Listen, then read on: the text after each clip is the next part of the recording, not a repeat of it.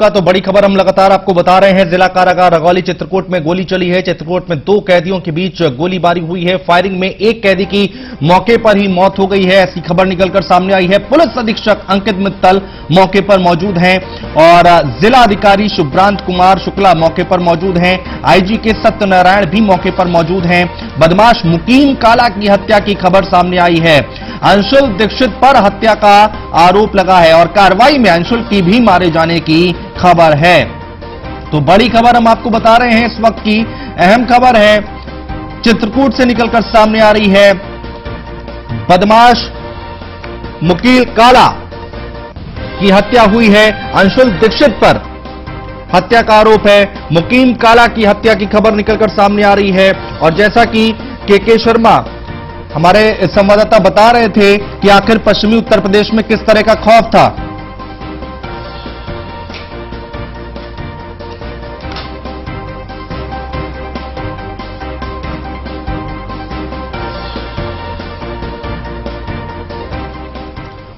और इस वक्त हमारे साथ एग्जीक्यूटिव एडिटर विवेक जी हमारे साथ न्यूज रूम से लाइव जुड़ रहे हैं और सोहन लाल हमारे संवाददाता हमारे साथ चित्रकूट से लाइव जुड़ रहे हैं। सबसे पहले विवेक जी आपके पास जाएंगे। पश्चिमी उत्तर प्रदेश में जो खौफ था वो हम जान रहे हैं कि कितना बड़ा खौफ था, कितना बड़ा नाम था ये, और इसके मरने के बाद कहा जा रहा है कि राहत की सांस ली होगी बहुत लोगों ने।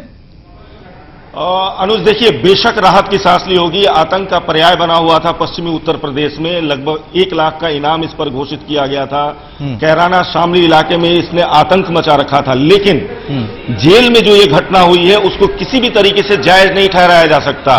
वो गुनहगार था, चाहे वो कितना भी बड़ा गुनहगार हो, लेकिन जेल के अंदर उसकी हत्या होना अपने आप में जेल प्रशासन पर कई सवाल खड़े करता है। गैंगवार की कोई ये पहली घटना नहीं है जो चित्रकूट की जेल में इस बार हुई है।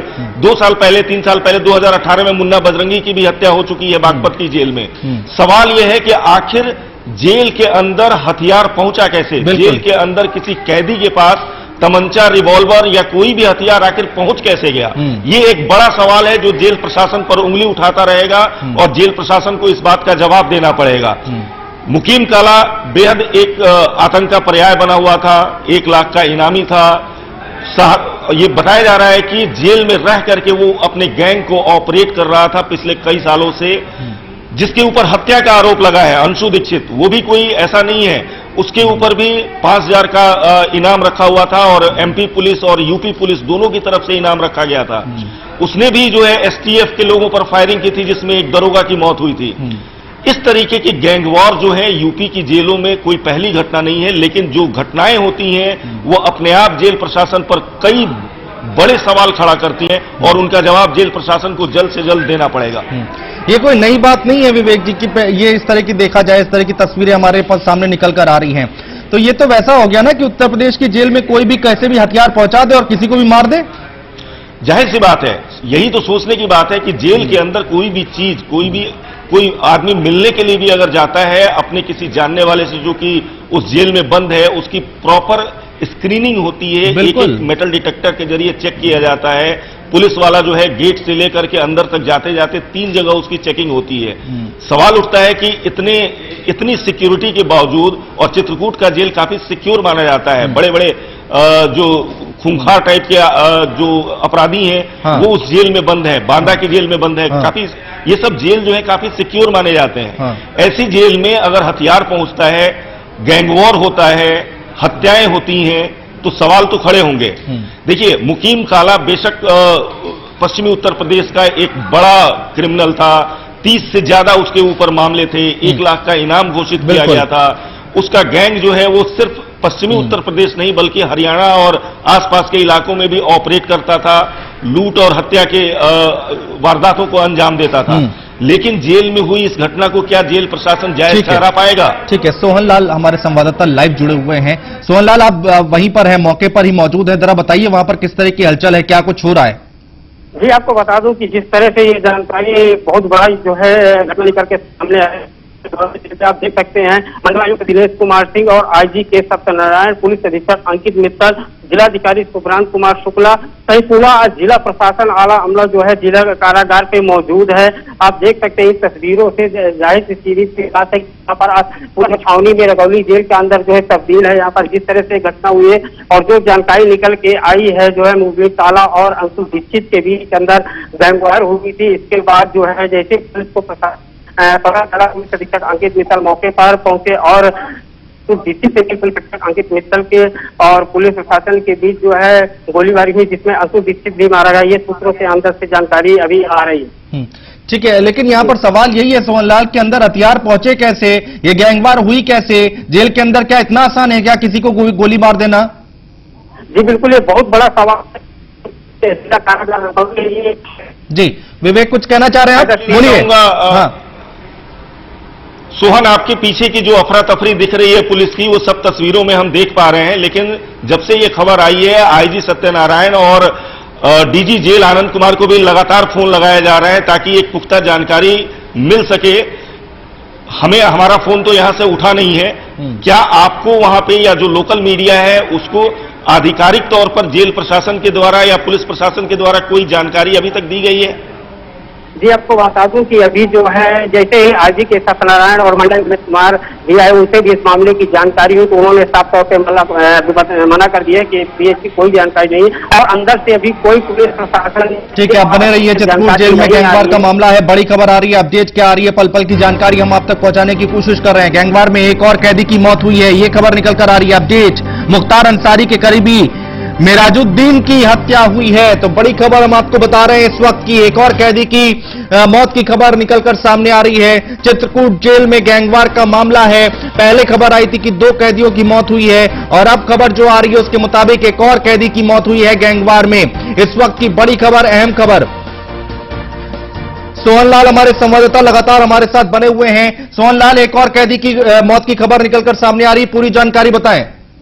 जी आपको बता दूं कि जिस तरह से मैं बता रहा हूं आपको कि अभी ऑफिशियल अंदर से ऐसी कोई जानकारी नहीं आ रही, ना तो मीडिया को अंदर जाने दिया जा रहा है। मीडिया को पूरी तरह से मेन गेट के बाहर रोका गया है। किसी भी तरह से अंदर से अभी ऐसी कोई जानकारी नहीं है ये कि आईजी के सत्यनारायण, मंडलायुक्त दिनेश कुमार, पुलिस अधीक्षक अंकित मित्तल और जिलाधिकारी सुब्रांत कुमार शुक्ला आला जिला प्रशासन अंदर मौजूद है। अभी तक मीडिया के सामने ऐसी यहाँ पर लोकल कोई जानकारी नहीं दी गई है। बिल्कुल सोहनलाल, हम समझ सकते हैं, अभी थोड़ी देर बाद हो सकता है ऑफिशियल जानकारी निकल कर आए, लेकिन विवेक आपसे एक समझना चाहेंगे कि क्या किसी की मिली भगत नहीं हो सकती है क्या इसमें? अंदर जेल का कोई प्रशासन का कोई आदमी होगा जिसने हथियार पहुंचाए होंगे, जिसने इतनी। हाँ बोलिए। जाहिर सी बात है अनुज, बिना जेल प्रशासन की मिली भगत के आखिर हथियार अंदर पहुंचा कैसे?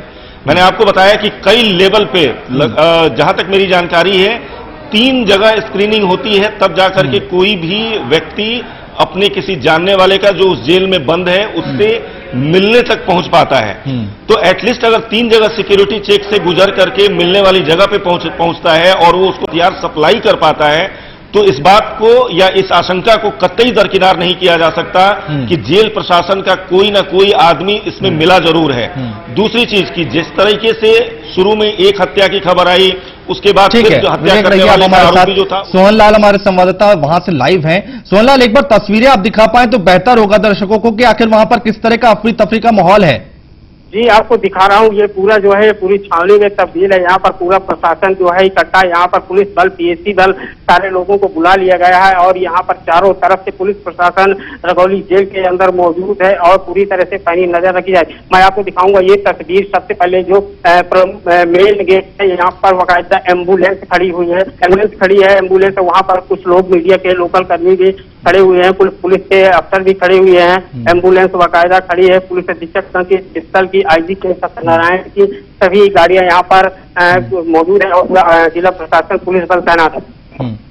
ठीक है, बड़ी खबर है, लगातार हम आपको बता रहे हैं और जैसा कि अपडेट निकल कर आ रही है, मेराजुद्दीन नाम का एक और कैदी जिसकी मौत की खबर निकल कर आ रही है, मुख्तार अंसारी का करीबी बताया जा रहा है मेराजुद्दीन, जिसकी हत्या हुई है। चित्रकूट जेल में गैंगवार का मामला है और ये बड़ी खबर है, बड़ी लापरवाही, बड़ी इसमें सब बहुत बड़े सवाल यहां पर उठाए जा रहे हैं। गैंगवार में 3 कैदियों की मौत हुई है। पहले खबर आई थी कि 2 कैदियों की मौत हुई है, लेकिन अब खबर आ रही है कि 3 कैदियों की मौत हुई है और मुख्तार अंसारी का करीबी बताया जा रहा है। मिराजुद्दीन नाम का कैदी बताया जा रहा है। गैंगवार में एक और कैदी की मौत हुई है। सोहनलाल हमारे संवाददाता लगातार हमारे साथ जुड़े हुए हैं लाइव। सोहनलाल, एक बार फिर से तस्वीरें दिखाएं तो बेहतर होगा। जी बिल्कुल, जो आपको मैं ये तस्वीरें दिखाना चाहूंगा, जिस तरह से यहाँ पर पूरा जो है मामला प्रशासन मौजूद है, पुलिस बल मौजूद है, बाकायदा एम्बुलेंसें मौजूद हैं और जिला प्रशासन मौजूद है। ठीक है, इस तरह से पूरा आला प्रशासन मौजूद है यहाँ पर रगौली जेल पर। इस वक्त जो है हम रगौली जेल के मेन गेट पर है। यहाँ पर पूरी तरह से भी गेट बंद रखा गया है। किसी भी लोकल या मीडिया या जो है अन्य लोगों को अंदर नहीं जाने दिया जा रहा है। अंदर आईजी के सत्यनारायण, मंडलायुक्त, जिलाधिकारी, पुलिस अधीक्षक, सीओ सिटी सहित आला प्रशासन अंदर मौजूद है और अभी तक ऑफिशियल कोई अंदर से जानकारी नहीं आ रही है। सोहनलाल, अभी कुछ पता चल पा रहा है किसी तरह की कोई क्या प्रेस कॉन्फ्रेंस की जाएगी या फिर बताया जाएगा आधिकारिक तौर पर, कब आप लोगों को बताया जाएगा? जी इस अभी तो ऐसी कोई जानकारी नहीं, लेकिन जो है जैसे आईजी के सत्यनारायण और मंडलायुक्त दिनेश कुमार सिंह या पुलिस अधीक्षक अंकित मित्तल बाहर निकलेंगे तो उनसे इस मामले में जरूर पूछताछ होगी। अब जवाब क्या आता है अभी इंतजार करना होगा।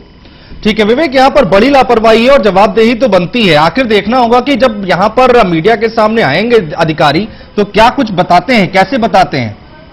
देखिए, ये तो देखने वाली बात होगी कि पुलिस प्रशासन या जेल प्रशासन का इस पूरे मामले पर या इस पूरी लापरवाही पर जवाब क्या होगा या वो क्या कहेंगे। लेकिन जो सबसे बड़ा सवाल है, चित्रकूट की जेल में हम सोहनलाल से भी जानना चाहेंगे कि वहां चित्रकूट की जेल में कितने और इस तरीके के हाई प्रोफाइल कैदी जो हैं वो वहां पे हैं या जो बड़े गैंग से संबंध रखते हैं। क्योंकि अब मुख्तार अंसारी के एक शूटर का उसमें नाम आ रहा है जिसकी इसमें हत्या हुई है। एक जो सबसे पहले खबर आती है मुकीम काला की, जिसके ऊपर 1 लाख का इनाम होता है, पश्चिमी उत्तर प्रदेश में आतंक का पर्याय बना हुआ था, जो जिसके जरिए जो है या जिसकी वजह से कई परिवारों ने शामली और कैराना इलाके में पलायन का रुख अपनाया। दूसरा जिसके ऊपर हत्या का आरोप लगता है अंशु, उसके ऊपर भी मध्य प्रदेश और उत्तर प्रदेश की पुलिस इनाम रख चुकी है, उसकी हत्या की खबर आती है। और अब तीसरी हत्या की जो खबर आती है उसमें नाम जुड़ता है मुख्तार अंसारी जैसे बड़े डॉन का। यानी कि ये सिलसिला यहां थमेगा नहीं। सोहनलाल से ये जानने की हम कोशिश करेंगे कि वहां जो आम लोग हैं, आसपास के लोग हैं या जो जेल के आसपास के लोग हैं, उन लोगों ने कितने राउंड फायरिंग की आवाज सुनी है या ये जो फायरिंग हुई है कब तक, कितनी देर तक सुनाई देती रही है। क्योंकि जेल में अमूमन जो घटनाएं होती हैं, ये तो बहुत बड़ी घटना है जहां गोली मारने की घटनाएं हुई हैं। अमूमन जेल में जो घटनाएं होती हैं वो चाकू, जो खाने के बर्तन होते हैं उनसे कैदी अक्सर जो है वो चाकू और उस तरह की नुकीली चीज बना लेते हैं और उस तरीके से घटनाओं को अंजाम देते हैं। लेकिन यहां सबसे बड़ी लापरवाही तो जेल प्रशासन की ये सामने आई है कि हथियार पहुंचा है।